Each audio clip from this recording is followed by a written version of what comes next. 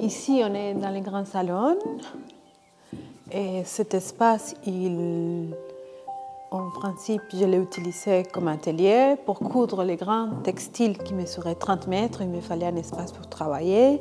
Et ensuite, en dernier temps, j'ai commencé à investir les salons et d'autres parties des châteaux avec les vêtements qui ont été ramenés par les enfants et par les gens de Saint-Gilles avec une histoire.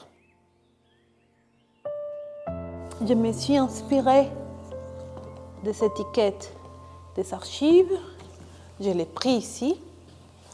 Voilà, donc ici dans les châteaux, chaque objet a une étiquette. J'ai fait la même chose avec les objets des gens de Saint-Gilles qui intègrent la collection du château temporairement.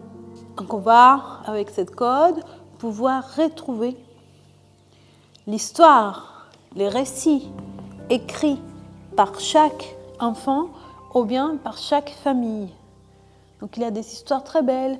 Par exemple, quelqu'un qui a décidé vraiment d'offrir les premières petites chansons faites pour un enfant. Donc aussi, on peut les trouver avec des QR codes. La disposition est liée à l'espace. Donc j'ai voulu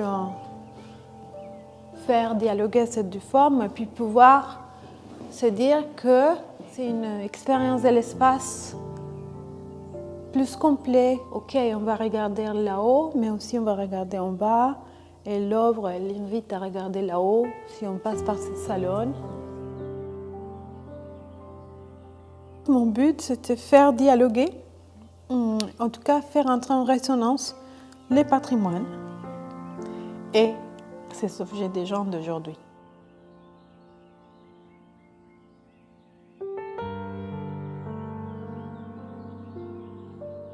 C'est un geste, donc j'ai voulu activer à la fois l'objet qui m'a été donné par l'habitant et l'objet, donc les sculptures qui appartiennent au château, pour les faire résonner. Et il y a des gens qui l'ont enlevé, voilà. Ils ne sont pas supportés l'idée d'un artiste qui vient toucher et interagir avec les patrimoines de si près. Mais ça ne me dérange pas. Donc il y a tout un débat autour de jusqu'à où l'artiste, dans ce cas-là, moi, pouvait arriver avec l'interaction avec les objets du château.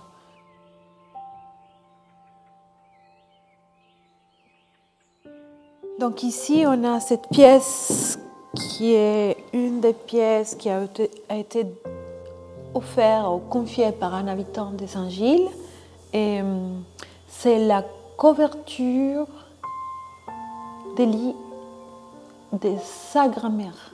Je suis sensible à cette pièce particulièrement parce que dans l'imaginaire collectif, on est tout de suite dans l'image de la femme qui tricote, qui est là dans ses pensées, qui est dans une position. C'est la grand-mère, la chaleur, les cocons, la protection, l'amour. Ça se voit que c'était avec des bouts de laine recyclés ou des bouts de laine qui restaient. Donc il y a aussi une action de réparation dans cette tricot.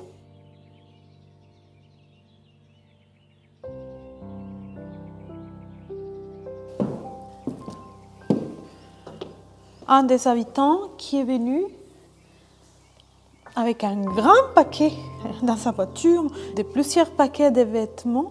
Dans ces objets qu'il a amenés, il y avait 16 sacs.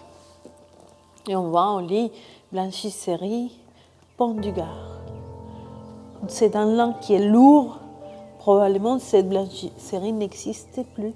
Mais ça parle tout de suite d'une époque, d'un temps, d'un moment de l'histoire de cette région, d'un lieu. Voilà, mémoire.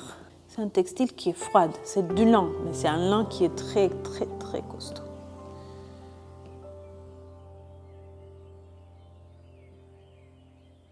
Ensuite, il y a cette série, c'est aussi des chaussettes des habitants, des enfants. Comme je vous disais tout à l'heure, les enfants, ils viennent beaucoup au château. C'est incongru comme un geste. Ça fait partie des mini-transgressions. Je me disais qu'on n'allait pas oublier les moments où on arrive à cette salle parce qu'il y a cet objet qui a vie les chaises. Pareil pour ici.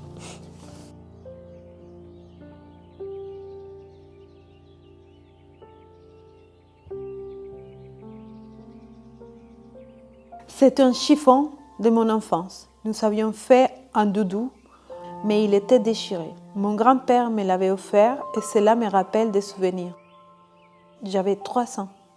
Offert par mon tonton Ludo après un long mois de travail sur un yacht à Sardaigne.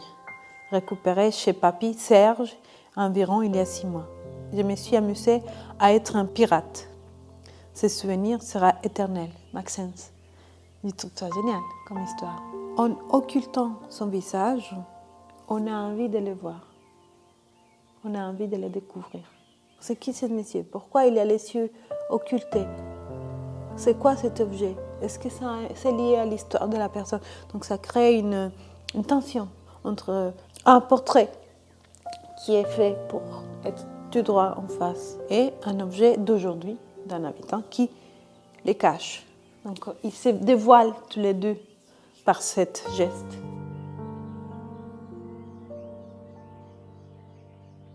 Voilà, cet objet, il vient ici de manière aussi à créer une sorte de mini-tension entre une chose qui est complètement du quotidien, de la vie d'un habitant des Antilles, de l'histoire entre un père et un fils, à intégrer cette chapelle qui est de l'ordre du sacré.